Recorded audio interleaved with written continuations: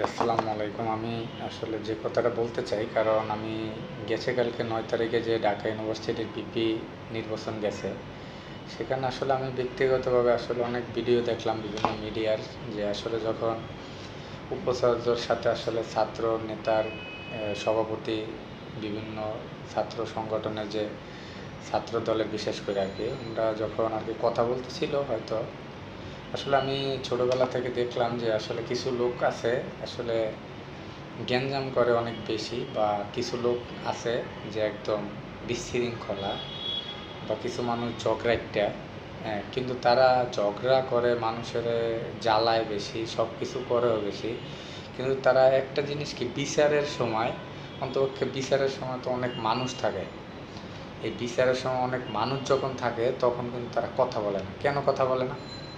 তারা কথা বলে না কারণ তাহলে মানুষের সামনে তারা প্রকাশ হয়ে যাবে যে আসলে এই লোকটা খারাপ। হ্যাঁ, আর যে ভদ্রলোক যে আসলে কথা শুনছে বা গালিও বেশি শুনছে, উনি হয়তো দুই সাইডে কথা বললে আরও খারাপ হয়ে যায়।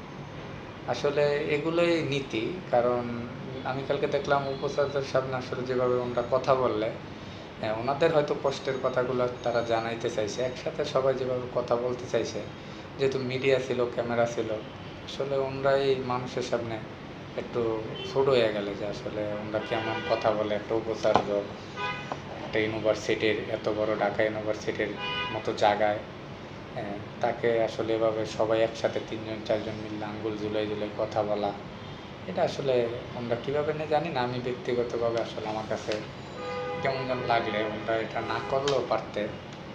হ্যাঁ, হয়তো আমরা শান্তি সভ্যভাবে, যারা ছাত্র দলের সভাপতি ছিল, আমরা কথা বলতে পারতো, আমরা উপস্থিত ছিল ওখানে, সবাই উপস্থিত ছিল, এই আর কি। জি, আসসালামু আলাইকুম।